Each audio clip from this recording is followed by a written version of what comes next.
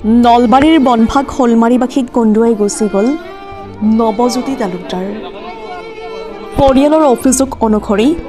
প্ৰেমৰ প্ৰতাৰণাৰ বলি হৈ নিজকে শেষ কৰাৰ চৰম সিদ্ধান্ত বাছি ল'লে। পৰিয়ালৰ অভিযোগ অনুসৰি নলবাৰী বৰ আগ্ৰা গাঁৱৰ মৌচুমী ৰাজবংশী নামৰ ছোৱালী এজনীক ভাল পাইছিল। জানিব পৰা মতে আজি কিছুদিনৰ পৰা সিহঁতৰ মাজত কাজিয়াৰ সূত্ৰপাত হৈ থকা বুলি পৰিয়ালৰ লোকে কয়। আৰু মেছেজত নৱজ্যোতি তালুকদাৰে শেষ মুহূৰ্তলৈকে তেওঁক মনাবলৈ চেষ্টা কৰে। অৱশেষত তেওঁ নিজকে শেষ কৰাৰ চৰম সিদ্ধান্ত বাছি লয়।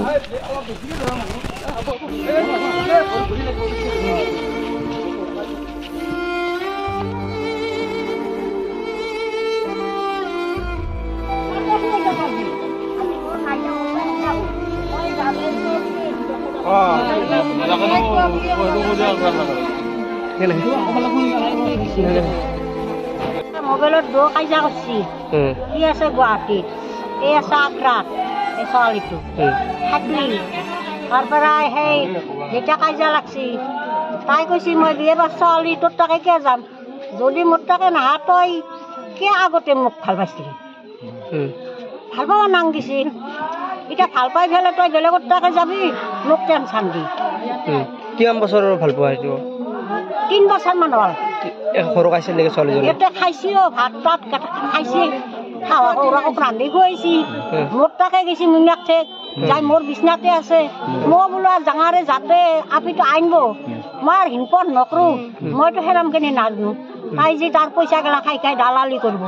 ছোৱালীটোৰ নাম জানে নেকি কি নাম সুমি মৌচুমী ক'ত ঘৰ আগ্ৰা ঘৰৰ ডাঙৰ ল'ৰা নেকি সেইটোৱে ডাঙৰ ল'ৰা আৰু যেটা আপাটোৱে গেল সেনকে ঘৰখনৰ কোনে ৰেষ্টটো ল'ব কোনোতো নাই আৰু বাপাক মাক জৰা কোনে চাব সৰু ভাইটি এটা আছে ভাগ সেইটোতো সিনাম জানাও নাই আহিবাৰে মন নাছিল ভাল পাবা নালগিছিল তুমি বিয়ে পাছ ছোৱালী তই বেলেগত যাব লাগিছিল বিয়ে পাছ ল'ৰাৰ তাতে যাব লাগিছিল চাকৰি কৰা তই নাযায় পেলাই এই আপাটোৰ লগত লেটি ঘেটি কৰিছা কৰি পেলাই তই নাহা জবাব দিছা বোলে তোৰ তাক নাযাম মই আনৰ লগত বিয়া ঠিক কৰিছো প্ৰতাৰণা বৰি হৈ তেখেত আজি যোৱাকালি হঠাৎ দুপৰীয়া গুৱাহাটীৰ পৰা ল'ৰা নৱজ্যোতি তালুকদাৰ তাৰমানে তাৰ ঘৰত মাতাৰ নামটো টিকু সি কৰ্মসূত্ৰে গুৱাহাটীতে থাকে যোৱাকালি সি গুৱাহাটীৰ পৰা আহি ঘৰত দুপৰীয়া অলপ সময় জিৰণি লয় তাৰ পৰা ক'ৰবাৰ ফালে ওলাই যায় ঘূৰি আহি সি মানে বিষ পান কৰি নিজকে শেষ কৰাৰ চেষ্টা কৰে তাৰপিছত পৰিয়ালৰ মানে খবৰ পোৱাৰ লগে লগে ওচৰ চুবুৰীয়া মানুহখিনিয়ে তাক লৈ গ'ল হস্পিটেললৈকে শুশ্ৰূষা হস্পিটেললৈকে লৈ গ'ল তাৰ পৰা শুশ্ৰূষা হস্পিটেলত কিছু সময় ৰখাৰ পিছত তাক মানে গুৱাহাটী মেডিকেল কলেজলৈ স্থানান্তৰ কৰে আমি জনামতে তাৰ মানে প্ৰেমৰ পৰিণতিতে এই ঘটনাখিনি হৈছে এতিয়া নলবাৰী বৰাগ্ৰা গাঁৱৰ মৌচুমী ৰাজবংশী নামৰ ছোৱালী এটাৰ লগত আজি কিছুদিনৰ পৰা প্ৰেমৰ সম্পৰ্ক চলি আছিলে কিন্তু আজি এবছৰ দুবছৰ মানৰ পৰা সিহঁতৰ প্ৰেমৰ সম্পৰ্কটো চলি আছিলে কিন্তু হঠাৎ আজি কিছুদিনৰ পৰা সিহঁতৰ প্ৰেমৰ সংঘাত হয় আৰু অলপ মানে দুজনৰ মাজত মনোমালিন্য হয়